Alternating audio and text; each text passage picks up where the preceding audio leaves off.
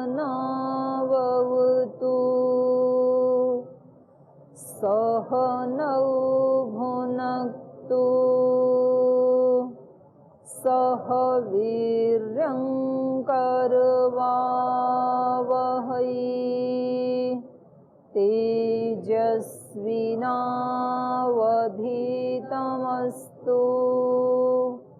मा विद्विषावहै। ॐ शान्ति शान्ति शान्तिः।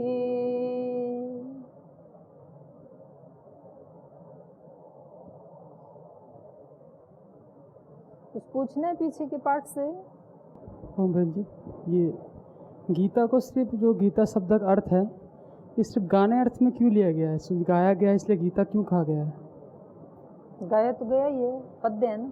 तो ऐसे कुरुक्षेत्र ऐसे के जो लोग हैं धर्म सत्य कुरुक्षेत्र, कुछ शब्द ऐसे होते हैं ना जो रूढ़ हो जाते हैं, कुछ नहीं होते हैं।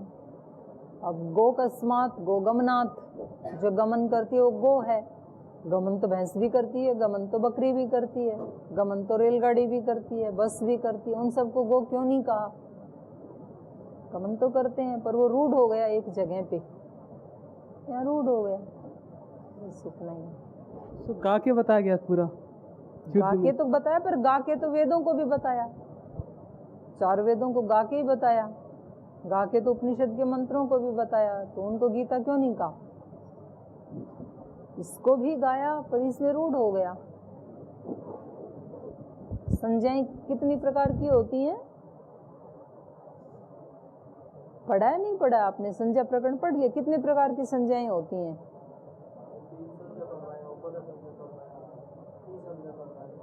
नहीं, टी संज्ञा उपधा संज्ञा तो व्याकरण की हैं। वैसे पूछ रही हूँ मैं, हिंदी में पूछ रही हूँ, संज्ञाएं कितनी प्रकार की होती हैं? और व्याकरण में भी 2 प्रकार की होती हैं। कितने प्रकार की होती हैं? अनवर्थ संज्ञा होती हैं एक, दूसरी रूढ़ संज्ञा होती हैं, तीसरी योग रूढ़ होती हैं। अनवर्थ माने जैसा अर्थ है वैसा ही उसकी संज्ञा भी है। जैसे लंबकर्ण, लंबोदर। लंबोदर किसको कहते हैं? गणेश को कहते हैं ना। तो लंबा है उदर जिसका, वो लंबोदर। तो ये कैसी संज्ञा है? अनवर्थ बोलते हैं इसको, अनवर्थ संज्ञा। जैसा संज्ञा में कहा है वैसा संजी में दिख रहा है, वैसा ही है वो, उसका उदर लंबा ही है। लंबचूड़ है। लंबचूड़ किसको कहते हैं? मोर को कहते हैं। लंबा है चूड़ा जिसका, चूड़ा मतलब केश, बाल। चूड़ा कर्म संस्कार होता है ना जिसमें बाल का मुंडन किया जाता है। तो लंबा है चूड़ा जिसका, उसको कहते हैं लंबचूड़ है, मोर। ये कैसी संज्ञा है? अनवर्थ। दूसरी होती हैं यौगिक संज्ञाएं, जिसका उस धातु से और उसका जो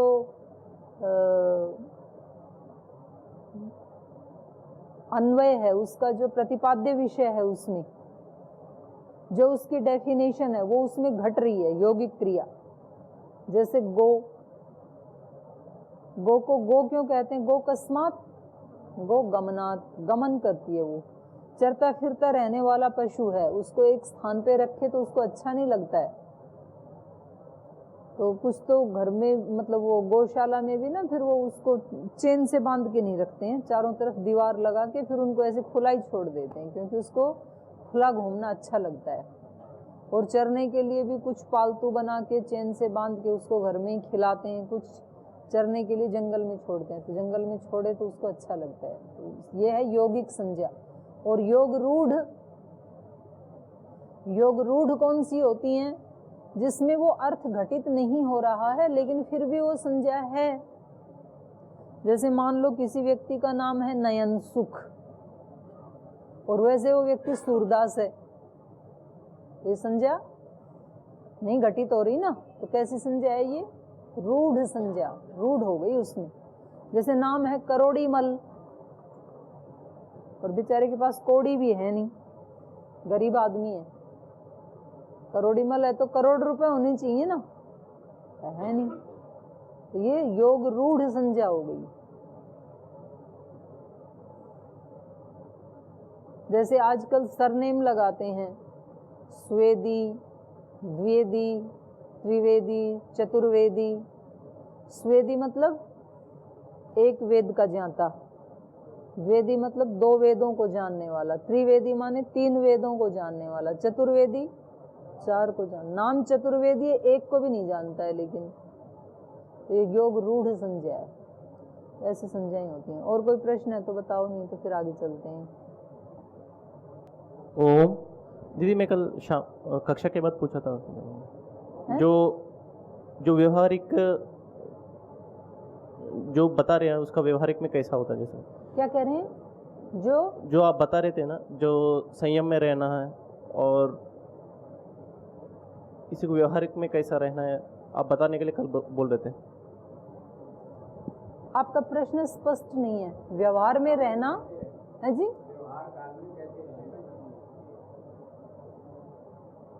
व्यवहार काल में तो जैसी आपकी दिनचर्या बनाई है वैसे ही रहना। क्या अभी ये भी नहीं पता था क्या? कोई प्रश्न है तो बताओ इसमें। आपका प्रश्न कुछ और है, आप कह नहीं पा रहे हो शायद। क्या पूछना चाह रहे हो? कि बता रहे थे बहन जी कल अहंकार के बारे में बता रहे थे आप कल। हाँ हाँ। जो उसके व्यवहार काल में कैसा रहना है, मैं आज बताने के लिए आप बोल रहे थे, उसके लिए बस अहंकार और क्या पूछा था आपने? संयम के, इंद्रिय संयम। अच्छा, इनका प्रश्न ये है कि अहंकार का तो नाश करना है हमें। हमने कहा कि इंद्रिय संयम में रहना है।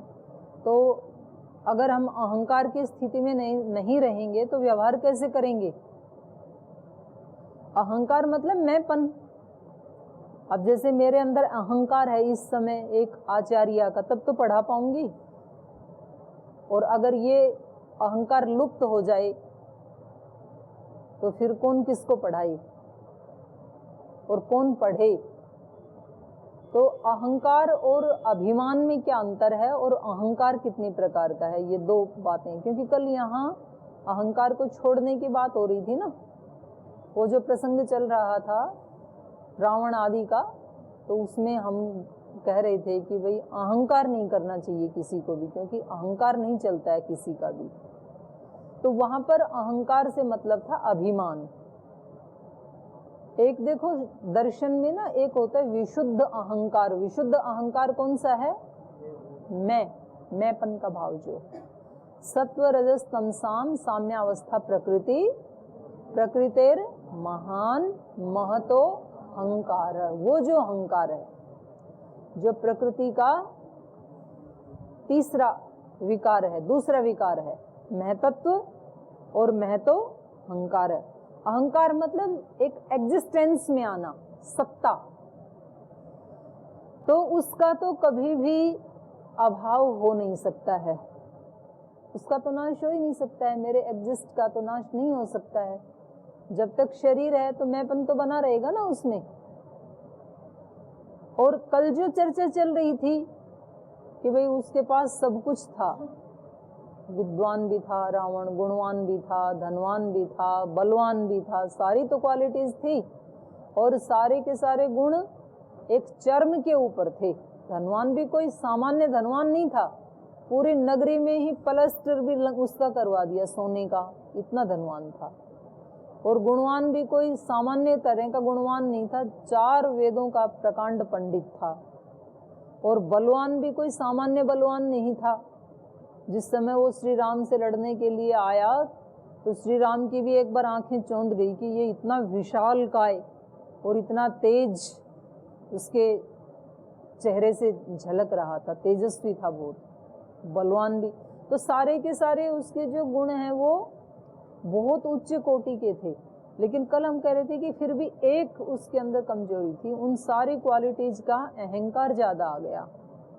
और मन में ये आ गया कि मेरे समान तो कोई है ही नहीं, ना कोई हुआ ना होगा, और ना कोई मेरा कुछ भी बिगाड़ सकता है। तो ये अहंकार ही व्यक्ति को डुबोने के लिए काफी होता है। फिर तो ये बात हो रही थी कि भाई हमें अहंकार नहीं करना चाहिए। तो अब ये इनका प्रश्न ये था कि जी अहंकार नहीं करेंगे तो बिना अहंकार के व्यवहार कैसे करें, व्यवहार काल में अहंकार चाहिए। तो ये 2 प्रकार का अहंकार है। फिर एक, बल्कि इसमें तो 3 प्रकार का बताएंगे गीता में ही आगे, सात्विक, राजसिक, तामसिक। तो तामसिक तो सर्वथा निषिद्ध है, उसमें तो व्यक्ति किसी का अहित करता है। उसने मेरा अहित किया था इसलिए मैं भी उसको मार डालूंगा, उसने ऐसे किया था इसलिए मैं भी उसको कष्ट दूंगा, बदला लूंगा, या किसी से ईर्ष्या करते हैं, द्वेष करते हैं। ये सारे अहंकार तो तामसिक हैं। और राजसिक अहंकार हैं जिससे हम पुरुषार्थ करते हैं, हम पढ़ते हैं, पढ़ाते हैं, खेती करते हैं, बिजनेस करते हैं, व्यापार करते हैं। उसमें कुछ मात्रा सत्व की होती है, ज़्यादा मात्रा रजोगुण की होती है। और एक होता है विशुद्ध सात्विक अहंकार, जिसका उपनिषदों में वर्णन है, अहम ब्रह्मास्मि, मैं एक शुद्ध आत्मा हूँ, मैं एक पवित्र आत्मा हूँ, कुछ भी मेरे अंदर लेश मात्र भी कोई मल आत्मा के ऊपर नहीं है। ये सात्विक अहंकार है। तो सात्विक और राजसिक अहंकार के बिना तो जीवन चलता नहीं है। तामसिक अहंकार को हटाना है, और जो उससे उत्पन्न होने वाला अभिमान, ईगो, एक एग्जिस्टेंस है, एक ईगो है, तो दोनों में अंतर है ना। तो सत्तात्मक जो अहंकार है उसको तो छोड़ ही नहीं सकते हैं हम, लेकिन जो एक अभिमान होता है, 2-3 अलग अलग शब्द होते हैं ना। एक होता है प्राउड, गौरव, वो होना चाहिए। एक होता है स्वाभिमान, वो भी होना चाहिए। स्वाभिमान मतलब अपने सिद्धांतों के प्रति एक प्रतिबद्धता, वो हानिकारक नहीं है, वो रक्षक है हमारी। एक होता है अभिमान कि मैं ही सर्वश्रेष्ठ हूँ, मैं सर्वश्रेष्ठ हूँ, ये भी बुरा नहीं है, मैं भी सर्वश्रेष्ठ हूँ, ये भी ठीक है, और भी श्रेष्ठ हैं, मैं भी श्रेष्ठ हूँ, मैं ही श्रेष्ठ हूँ, ये हानिकारक है, उसको हटाना है। तो उसको यही आ गया था रावण को, मैं ही सर्वश्रेष्ठ हूँ, ये ठीक नहीं है। क्योंकि हर व्यक्ति का अपनी अलग अलग क्वालिटी होती हैं। किसी व्यक्ति में याद करने की क्वालिटी है, किसी में मनन करने की क्वालिटी है, किसी में ध्यान लगाने का ज़्यादा गुण है, किसी में सेवा का ज़्यादा गुण है, किसी व्यक्ति में मैथमेटिक्स में उसकी ज़्यादा पहुँच है, ज़्यादा उसका दिमाग चलता है, किसी का हिस्ट्री में ज़्यादा चलता है, किसी का किसी में गौ सेवा में चलता है। तो सबकी अलग अलग क्वालिटी है ना। तो हम कभी भी ये नहीं कह सकते हैं कि मैं उस व्यक्ति से श्रेष्ठ, तुलना नहीं हो सकती है, कभी भी 2 व्यक्तियों की तुलना नहीं हो सकती है। और समाज में सबसे बड़ी समस्या यही है कि हम तुलना कर लेते हैं, टैग लगा देते हैं, ये श्रेष्ठ, ये अश्रेष्ठ, ये ज़्यादा अच्छा, ये कम अच्छा। और इससे फिर उस आत्मा का बहुत ज़्यादा नुकसान होता है, जिसको भी हम ये टैग लगाते हैं ना। क्योंकि हर व्यक्ति में अपनी अपनी अलग अलग विशेषताएं होती हैं, एक ही जैसे नहीं होते हैं। यद्यपि आजकल तो बच्चों को शिक्षा ही ये दी जाती है, कंपटीशन का ज़माना है। कंपटीशन अच्छी चीज़ नहीं है, स्पर्धा अच्छी चीज़ नहीं है, आत्मस्पर्धा अच्छी चीज़ है। सेल्फ कंपटीशन, दूसरों के साथ कंपटीशन नहीं। उसकी अपनी एक आइडेंटिटी है, मेरी अपनी एक आइडेंटिटी है। मेरे अंदर जो जो क्षमताएं हैं वो मैंने आज तक पूरी विकसित नहीं की, मैं और भी कर सकता हूँ, मैं इससे भी अच्छा बन सकता हूँ। मेरे अंदर बहुत सारी क्वालिटी हैं, उनको मुझे अभिव्यक्त करना है, उसमें तो पूरा जोर लगाना है। और किसी को देख करके कि इसने ऐसा किया इसलिए मैं भी ऐसा करूं, पूरा जोर लगाते हैं, फिर भी वैसा नहीं बन पाते हैं, तो फिर वो अंदर से फिर एक जेलेसी का भाव उत्पन्न कर देता है, द्वेष का भाव उत्पन्न कर देता है हमारे अंदर। तो वो स्पर्धा दूसरे से नहीं, अपने आप से, आत्मस्पर्धा। ठीक है। ओम। जी। जैसे बताया दीदी, जैसे अहंकार का 3 प्रकार, सेम वैसा ही क्रोध, काम, लोभ, मोह, इसका भी सात्विक क्रोध, सात्विक तामसिक। हाँ, उसको वेद में अलग अलग संज्ञाएं दे दी। सात्विक क्रोध उसको मन्यु कह दिया, मन्यु रसी मन्युम मयि धेहि। अब मतलब वो उसका, जैसे अपने दोषों को हटाना है व्यक्ति को, तो अपने दोषों के प्रति अप्रीति ही होगी ना। अप्रीति का नाम ही द्वेष है। द्विष अप्रीत, द्विष धातु किस अर्थ में है? अप्रीति अर्थ में है, धातु पाठ में। तो अप्रीति का होना ही द्वेष है। तो हमें अपने दुर्गुणों से प्रीति थोड़ी होती है किसी को। दुर्गुणों को हटा नहीं पा रहे हैं वो एक अलग बात है, पुरुषार्थ नहीं कर रहे हैं। लेकिन कोई भी दुर्गुण होता है तो व्यक्ति को अच्छा थोड़ी लगता है। चोर को भी अच्छा नहीं लगता है कि मैं चोरी करूं, और वो ये नहीं चाहता है कि मेरा चुराया हुआ माल और कोई चुरा करके ले जाए। यदि चोरी करना इतना ही अच्छा होता तो फिर वो अपने भी तो यहाँ चोरी करने देता ना। वो नहीं चाहता है कोई चोरे उसको, वो नहीं चाहता है मेरा बेटा चोर बने।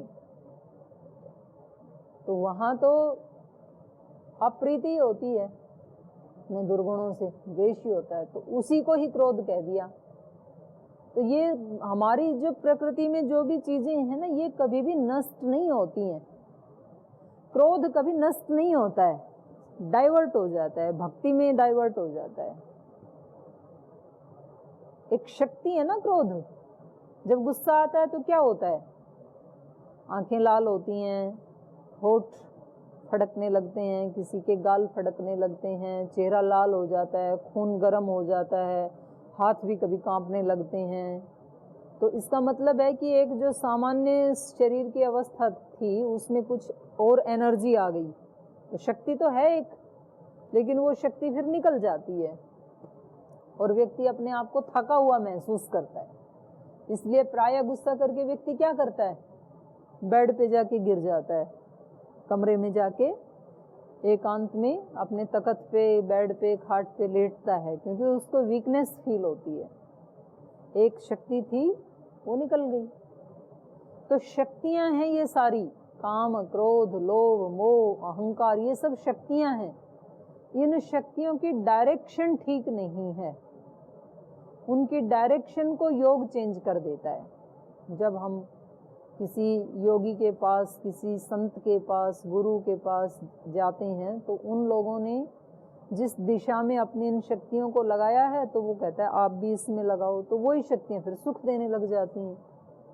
ये शक्ति जो आज तक मेरे को कष्ट देती थी, यही शक्ति कल भक्ति में परिवर्तित होकर सुख देने लग जाती है। जैसे दो भक्त वो थे ना, ध्रुव भक्त और उसका छोटा भाई उत्तानपाद, दो रानियां थी ना उनकी, उनके पिता की, सुनीति और सुरुचि। सुरुचि के उत्तानपाद थे, सुनीति के ध्रुव भक्त थे।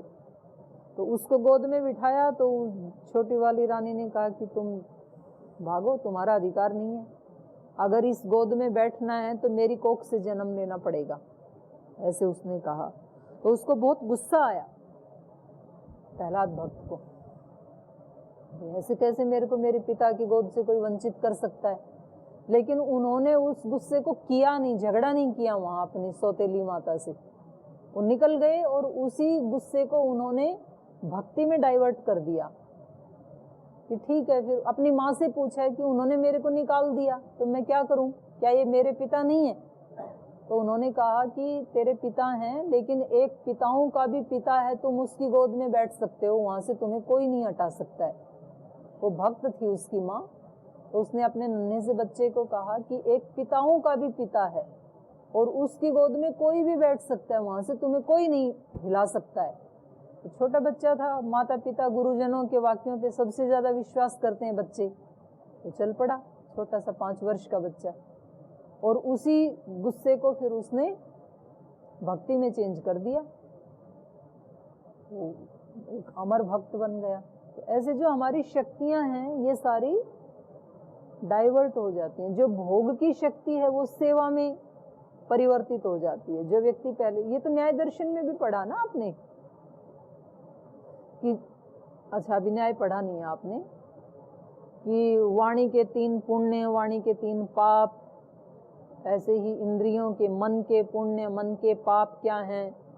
तो वहाँ भी बताया उन्होंने कि जो शक्ति पहले किसी की पिटाई करने में खर्च हो रही थी, अब वही शक्ति हिंसा करने में खर्च हो रही थी, वही शक्ति अब सेवा करने में खर्च हो रही है। तो डाइवर्ट हो गई ना शक्ति। तो व्यवहार काल में हमें क्या करना है, इन शक्तियों को परिवर्तित करना है। राजसिकता, तामसिकता से उनको सात्विकता में लाने का प्रयास करना है। और रजोगुण सर्वदा बुरा होता है ऐसा भी नहीं है, और तमोगुण बहुत बुरा होता है ऐसा भी नहीं है। कब उसका प्रयोग करना है ये हमें जानना चाहिए। कोई भी गुण बुरा नहीं है। अभी यदि तमोगुण ना हो तो आप क्लास में नहीं बैठ सकते, मैं भी नहीं बैठ सकती हूँ। हम बैठे हुए हैं, ये किस गुण के कारण बैठे हैं। यदि तमोगुण ना हो तो सारे ऐसे उड़ते ऊपर ऐसे रहोगे क्लास में, बैठ नहीं सकते हैं आप। स्थिरता तमोगुण का ही परिणाम है, तमोगुण के कारण बैठे। रजोगुण ना हो तो पढ़ेंगे कैसे। हम पढ़ा रहे हैं, आप पढ़ रहे हैं, तो ये क्रिया हो रही है ना एक, और क्रिया किसका लक्षण है, रजोगुण का। तो रजोगुण से कितने ऊंचे ऊंचे कर्म करते हैं ऋषि। जितनी भी क्रियाएं हैं, कोई जप कर रहा है, तप कर रहा है, सेवा कर रहा है, पुरुषार्थ कर रहा है, दान दे रहा है, ये सारी क्रियाएं किसकी हैं, रजोगुण की। रजोगुण बुरा नहीं है, रजोगुण भी अच्छा है। उसका कहाँ प्रयोग करना है ये हमें देखना है, किस क्रिया में करना है। और सत्वगुण नहीं होगा तो मन में प्रसन्नता नहीं हो सकती है, फिर हमेशा उद्विग्न रहेगा, शांति नहीं होगी। उसके लिए सत्वगुण बहुत जरूरी है। पुरुषार्थ करते हुए भी चित्त शांत, जैसे स्वामी जी बताते हैं ना कि बाहर से अत्यंत क्रियाशील और अंदर से पूर्ण शांत। तो ये तो तभी हो सकता है जब सत्वगुण और रजोगुण दोनों का मेल हो। सत्व के कारण स्थिरता रहेगी, रजोगुण के कारण पूर्ण क्रियाशीलता रहेगी। तो यहाँ सृष्टि में बुरा कुछ भी नहीं है। बुरी या अच्छी उसकी प्रयोग करने की हमारी विधि या हमारी दृष्टि के ऊपर डिपेंड करता है। सृष्टि बुरी नहीं है। जब ईश्वर बुरे नहीं है तो उनकी बनाई हुई सृष्टि बुरी कैसे हो सकती है। उसको देखने की हमारी दृष्टि अच्छी या बुरी होती है, हम उसको किस भाव से देख रहे हैं। तो यदि हम उसको पूजा के भाव से देख रहे हैं, श्रद्धा के भाव से देख रहे हैं, तो वो हमारी रक्षा करती है। यदि हम उसको भोग्या के भाव से देख रहे हैं तो भोगे रोग भयम, भोग में तो रोग आने का भय है, रोग आएगा पक्का। तो कहीं भी हमारी भोग दृष्टि नहीं होनी चाहिए, क्योंकि ये हमारी ईश्वर की बनाई हुई सृष्टि है और ये पूजा के योग्य है। आगे चलो जी। और एक पूछ रहे थे कि जैसे कि रावण विद्वान है तो मोक्ष क्यों नहीं मांगा, तो उनसे रावण भगवान राम से इसमें मारा गया दो था। बातें हैं।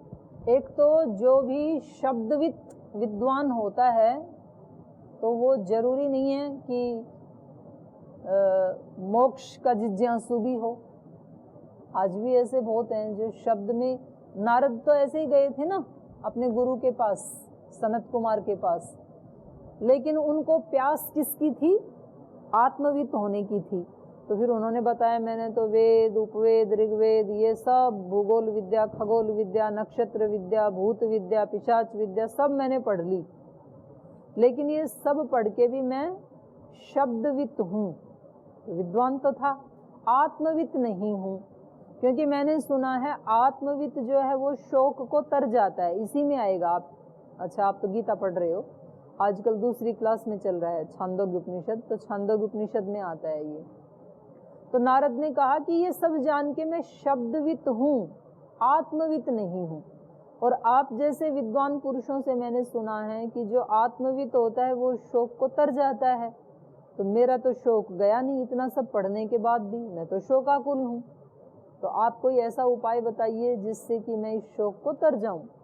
तो फिर उन्होंने उपदेश दिया और वो उसको शोक को तर गए, माने मोक्ष के वो बन गए। तो ये जरूरी नहीं है कि रावण को जैसे चारों वेद उपवेद आदि सब उसने पढ़ा था तो उसको मोक्ष की भी जिज्ञासा हो। जो भी शब्दवित होता है उस सब को, उन सब लोगों को मोक्ष की जिज्ञासा हो, ये जरूरी नहीं है। मोक्ष की जिज्ञासा उस व्यक्ति को भी हो सकती है जिसने इस जन्म में कोई वेद नहीं पढ़ा, लेकिन पहले से ही उसके पिछले जन्मों से ही ऐसे संस्कार हैं उसके चित्त में। तो अब नहीं कह सकते कि उसने मोक्ष को चाहा कि नहीं चाहा, एक उत्तर है। दूसरा उत्तर ये है कि उसने चाहा मोक्ष को, और इसलिए उसको मोक्ष दिलाने के लिए स्वयं साक्षात विष्णु का अवतार मानते हैं ना भगवान राम को, तो कि स्वयं विष्णु ने आके अपने हाथों से उसका मोक्ष किया। ऐसे योगी के हाथों से, ऐसे महापुरुष के हाथों से, ऐसी दिव्य आत्मा के हाथों से जिसके शरीर का अंत होता है, तो उसका तो मोक्ष हो ही गया। ये दूसरा उत्तर है इसका। क्या काम किया जी? मोक्ष मिला उनको, ये पूछ रहा था। है? रावण क्या काम किया उसको मोक्ष प्राप्त हुई? कब किया ना उसने, कब तो किया ही, इसमें तो कोई दो राय की बात नहीं है। बुद्धि का भी तब किया। सज्जनों को तो बहुत प्रचारित किया इसमें है? सज्जनों को तो बहुत प्रचारित किया। उसको फल मिला, तो उसका सारा कुल खानदान नष्ट हो गया। पुण्य का फल सुख मिलेगा, पाप का फल दुख मिलेगा, तो मिश्रित हो गए ना दोनों। तो उसमें हम ये बैलेंस नहीं कर सकते कि चलो जी पुण्य 10 किए थे और पाप तो 6 किए थे, तो 10 में से 6 माइनस कर देते हैं तो 4 पुण्य का ही फल मिल जाए। फिर ऐसा नहीं होता है। 10 पुण्य का अलग मिलेगा, 6 पाप का अलग मिलेगा, दोनों का अलग अलग मिलेगा। तो जो उसने आतताइयाँ की उसका अलग फल मिला, पूरा कुल खानदान वंश सब समाप्त हो गया। पुण्य किया उसका अलग फिर फल मिला। तो ये हम जो है ना, ये इसमें भी बताया था, कल परसों ही आया था, ये पिछले अध्याय में आया था, गहनो कर्मणाम गति आया था ना। कर्मों की जो गति है वो बड़ी गहन है, उसको हम सीधा सीधा शब्दों में नहीं बता सकते, कोशिश करते हैं हम। हमारी तो खैर क्या औकात है, हम तो ऋषियों के वचनों का अध्ययन कर रहे हैं, लेकिन ऋषिजन ही कहते हैं कि हम भी उसको पूरा पूरा नहीं बता सकते हैं। कौन सा हमारा कर्म का फल है, कौन सा हमें दूसरे वाले का प्रसाद मिल जाता है, फिर कहाँ उसकी क्षति पूर्ति होती है। तो ये सब जो बहकाने वाले लोग हैं वो तो ऐसे ही तो बहकाते हैं। भाई आपके जीवन में ये कष्ट आ गया तो बोले ये कोई पुराने जन्मों का कर्मों का फल है, तो तुम इसके लिए इतना दान करो तो चला जाएगा।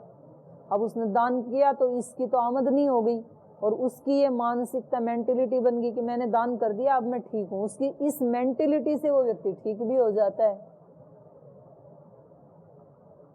और ये व्यक्ति कहता है तेरे तो शनि की दशा लगी है तो शनि के नाम पे ऐसा कर, फिर वो वैसा करता है, तो उसको लगता है कि अब चली गई दशा, और वो तो चली ही जाती है। टाइम तो जैसे सुबह का नहीं रहता ना, अब दोपहर हो गई, फिर अभी दोपहर भी स्थिर नहीं रहेगी, शाम होगी, और हमारे चित्त की स्थिति भी एक जैसी नहीं रहती है। सुबह जब महाराज जी, श्रद्धेय स्वामी जी महाराज जब ध्यान करवा रहे थे तो चित्त की अलग स्थिति थी, फिर वहाँ से आके प्रसादम में नाश्ता किया तो अलग स्थिति थी, चेंज हो गई ना। फिर नाश्ता करके यहाँ क्लास में अभी बैठे हैं तो अलग स्थिति है, फिर यहाँ से उठ के दोबारा खाने के लिए जाएंगे तो अलग स्थिति होगी। तो स्थितियाँ तो चेंज होती हैं, तो ऐसे जीवन में भी स्थिति चेंज होती हैं।